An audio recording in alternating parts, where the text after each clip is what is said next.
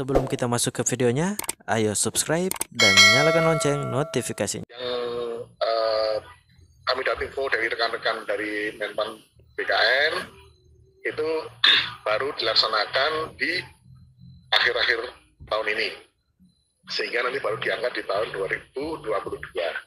Kami juga memperhitungkan juga terkait mengenai nanti bagian daripada lokasi dasar yang dulu di tahun 2021 saat ini masih belum digunakan untuk pembayaran P3K. Nah, kemudian untuk dalam RUU APBN, itu bukan Undang-Undang APBN, dirumuskan bahwa alokasi dasar itu berdasarkan gaji aset. Lanjut. Nah, dukungan 3D terhadap sektor pendidikan. Ini juga tidak kalah penting, Bapak Ibu. Artinya saat ini ya, pemerintah kan berupaya untuk bisa kita melihat bagaimana sebaran masing-masing sektor, baik itu pendidikan, kesehatan, infrastruktur, dan sebagainya, yang kita konsolidasikan pusat dan daerah, sehingga kita tahu bahwasanya ternyata negara ini sudah membelanjakan uang sebesar berapa ribu triliun untuk bidang pendidikan semua.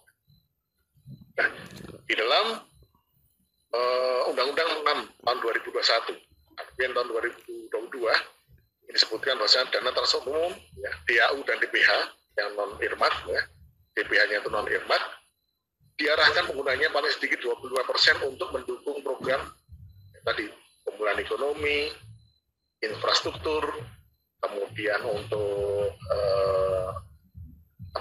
peningkatan kesempatan kerja, mengurangi kemiskinan, dan salah satu juga mendukung pembangunan sumber daya manusia bidang pendidikan. Di sini dijelaskan bahwasanya yang dimaksud dalam mendukung pembangunan sumber daya manusia bidang pendidikan adalah di dalamnya itu ada termasuk untuk pembayaran gaji P3K daerah, sehingga nanti dalam pemenuhan DTU, ya Bapak Ibu kan nanti menganggarkan kan, kemudian ada anggaran untuk pembayaran P3K, itu sudah bisa diinkludkan ke dalam pemenuhan atas mandatory spending 25% DTU. Dan kita tahu bersama Bapak Ibu, alokasi anggaran fungsi pendidikan dalam APBN itu sebesar 541,7 triliun.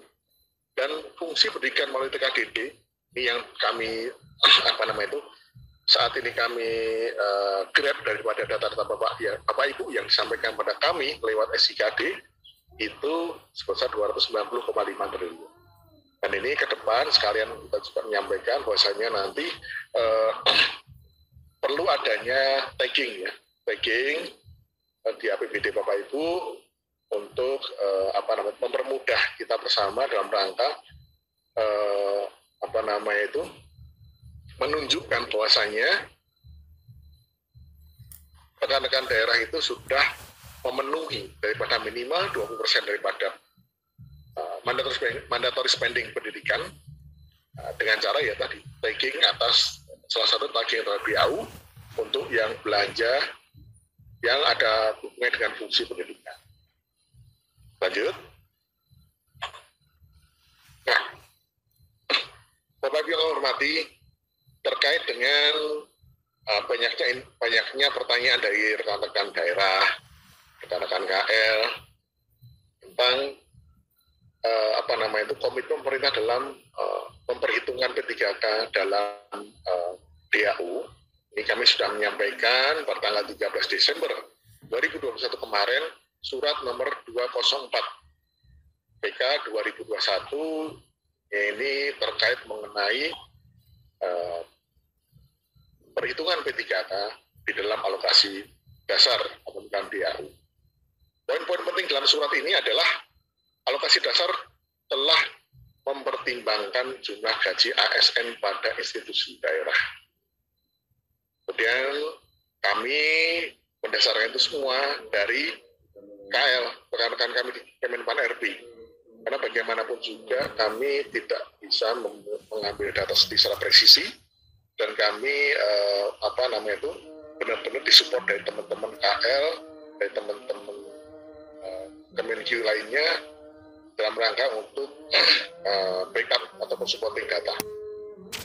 Jadi berdasarkan surat Sekretaris Menpan RB nomor B1401 2021 tanggal 16 September yang isinya terdiri dari formasi P3K guru tahun 2001 yang diumumkan dan dilaksanakan seleksinya pada tahun 2021 sebanyak 848 orang. Itu kami perhitungkan kembali hitungan alokasi dasar di DAU.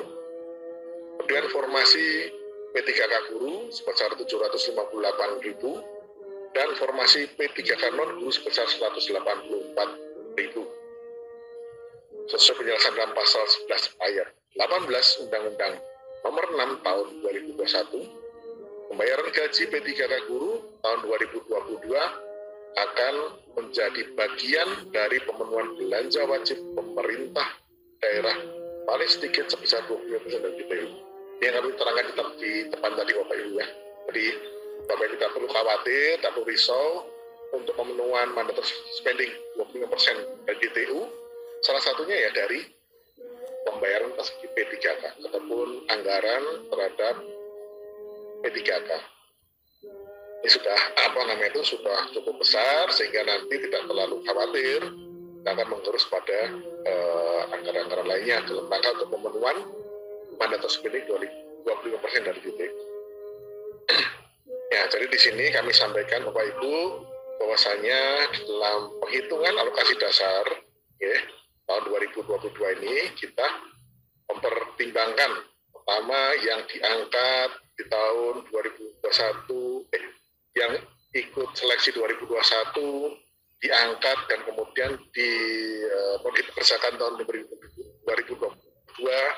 Kemudian kita mempertimbangkan juga dengan kemarin yang sudah dialokasikan ya, bagian yang sudah dialokasikan di dalam DAU 2021 khususnya untuk P3K kami pertimbangkan sebagai pengurang, ditambah lagi dengan formasi P3K di tahun 2022 yang akan berhitungan sebanyak 3 bulan. Itu nanti akan keluar hasilnya. Dan itu ada di lampiran daripada